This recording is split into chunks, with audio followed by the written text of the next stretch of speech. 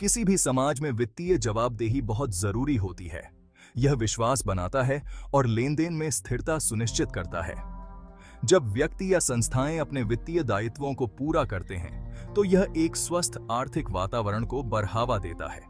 यह सिद्धांत चेक के संदर्भ में विशेष रूप से प्रासंगिक है, जो महत्वपूर्ण वित्तीय साधन के रूप में कार्य करते हैं। एक चेक एक निश्चित राशि का भुगतान करने के वादे का प्रतिनिधित्व करता है। इस वादे को निभाना केवल शिष्टाचार का मामला नहीं है, यह एक कानूनी दायित्व है।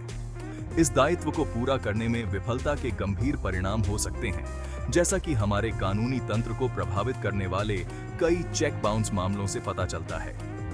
ऐसे मामलों के बढ़ते प्रचलन के कारण इस मुद्दे और इसके निहितार्थों पर करीब से नजर डालने की जरूरत है। सरल शब्दों में, चेक बाउंस तब होता है जब कोई बैंक भुगतान के लिए प्रस्तुत किए गए चेक को स्वीकार करने से इनकार कर देता है।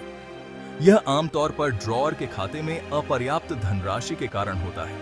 यह तब भी हो सकता है जब चेक पर हस्ताक्षर बैंक के रिकॉर्ड से मेल नहीं खाते हों, या यदि चेक क्षतिग्रस्त हो गया हो। बाउंस हुआ चेक केवल वित्तीय असुविधा नहीं है, यह विश्वास के उल्लंघन का प्रतिनिधित्व करता है।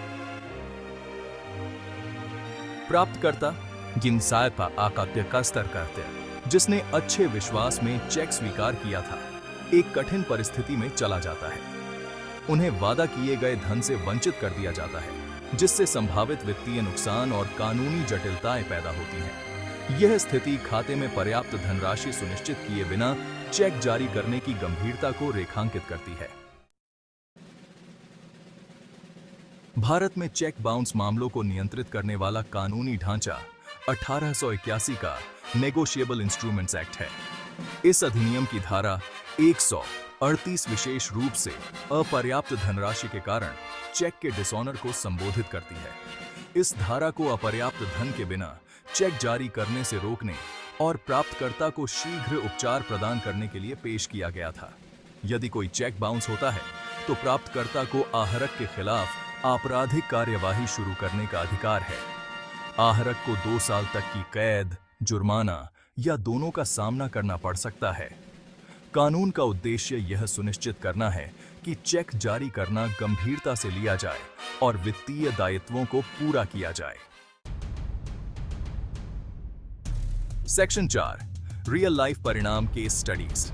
वास्तविक जीवन के कई मामले चेक बाउंसिंग के गंभीर परिणामों को उजागर करते हैं। हाल ही में एक मामले में सुप्रीम कोर्ट ने 10 महीने की जेल की सजा बरकरार रखी और 4 करोड़ 63 लाख रुपए के बाउंस हुए चेक के लिए 2 व्यक्तियों पर 5 लाख रुपए का जुर्माना लगाया। अदालत ने वित्तीय दायित्वों को बनाए रखने के महत्व पर जोर दिया।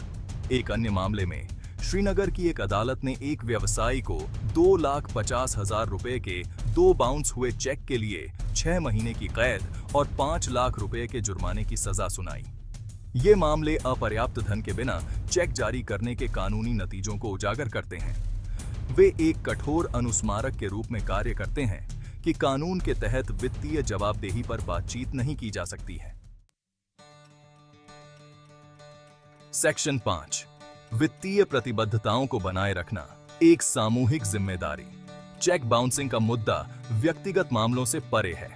यह वित्तीय अनुशासन और जिम्मेदारी की व्यापक आवश्यकता को दर्शाता है। व्यक्तियों और व्यवसायों को यह पहचानना चाहिए कि चेक जारी करने से पर्याप्त धन सुनिश्चित करने का कानूनी और नैतिक दायित्व होता है। वित्तीय साधनों की पवित्रता को बनाए रखने और जवाबदेही सुनिश्चित करने में न्यायपालिका एक महत्वपूर्ण भूमिका निभाती है। हालांकि जिम्मेदारी केवल अदालतों की ही नहीं है।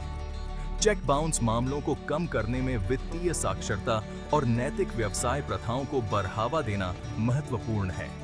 अंततः समाज के भीतर वित्तीय जिम्मेदारी और विश्वास की संस्कृति को बढ़ावा देने के लिए एक सामूहिक प्रयास की आवश्यकता है।